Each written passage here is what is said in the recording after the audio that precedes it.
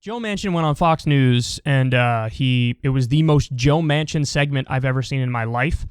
He's basically going to shred all hope for Biden here, particularly when it comes to infrastructure, or at least getting an infrastructure job done right. Take a look. If the reconciliation bill they're envisioning on the progressive side is 4 to 6 trillion, you're not going with that. I don't think I could ever get there to that. I don't think that not unless we just throw caution to the wind on the tax code and could care less. Are we competing in a global market, and are we being fair? That you just throw that out the window. That seems to me just totally out of the ballpark. So that's sticking the knife in and twisting it right there. Basically what he's saying is when it comes to the reconciliation bill, the infrastructure reconciliation bill, which would go hand in hand with the bipartisan bill, he's saying, if I agree to anything on that front, we're going to slim it the fuck down. So then, of course, that begs the question, what the hell is going to be left in it? Because naturally, all these Democrats, whether it's Sinema or Manchin or the 7 or 8 others who are seriously right-wing and very corporate, what are they going to agree to? Like, what can we actually get them to agree to? Because this is what's called the human infrastructure part of the infrastructure talks, and it's like a lot of very good ideas are in that. And I'm very interested to see what are the things that they could hold all of the Democrats on for that.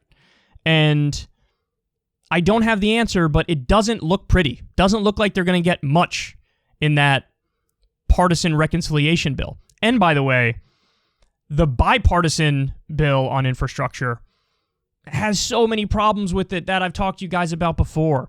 It basically privatizes large swaths of our infrastructure, which is a terrible idea. And it turns it over to Wall Street, by the way, as well. Terrible idea. It has regressive taxes in there, like a gas tax, which is an increase on taxes for the working class. So instead of doing the infrastructure deal and doing it properly, where if anything, you raise taxes on the wealthy to help fund it, they don't do that. They want to raise it on regular people. And by the way, that's what the Republicans fought for and corporate Democrats have agreed to.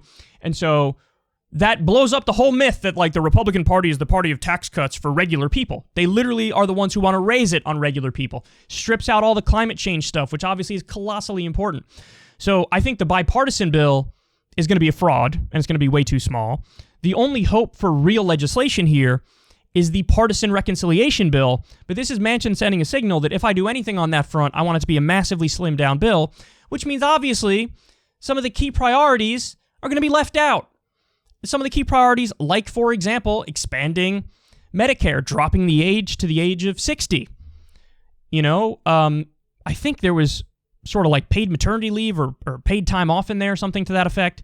Is any of this stuff going to make it to the final bill? I don't know. But herein lies the problem, guys.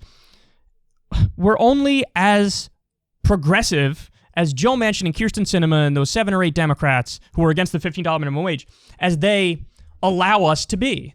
And this is why Biden's theory of change and,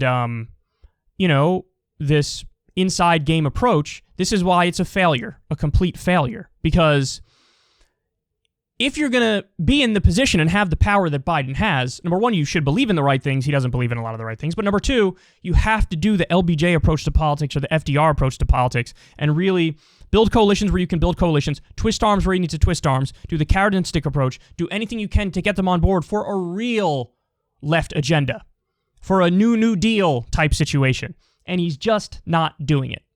Now, by the way, in the same interview there, Manchin goes on to do more debt and deficit fear-mongering. Oh, God.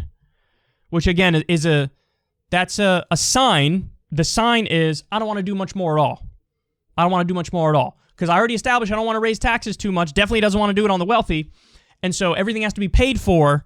And if we can't pay for it that way, then what do you want me to tell you? I'm not going to be for anything that's not deficit neutral and that adds to the deficit or the debt. So he's letting everybody know right there. I'm not going to do too much. The other thing is he reaffirms his position on the filibuster and is basically like, I don't really want to budge on that either. He's asked in the interview, he's playing footsie in the interview and is basically asked the question, like, why not change parties and become a Republican? And, he's effectively like, tee-hee-hee, tee-hee-hee. I don't even really think of labels or believe in labels. I'm just going to do the things that I think are right for my home state of West Virginia. That is the biggest thing I take issue with, because it's not true. If you look at the polls, the people of West Virginia, for example, want that $15 minimum wage, and they want you to fight for it. The people of West Virginia are pretty economically left, very pro-union, pro-worker.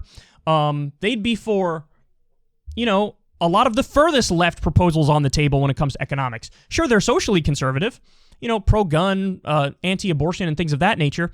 But what does Joe Manchin do?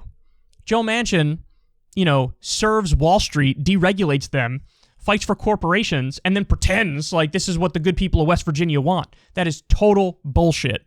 So this is Joe Manchin effectively, yet again, shredding any hope for Biden's agenda moving forward on Fox News. That's what he's doing. So now I say to Joe, reel your boy in, son. Go reel him in.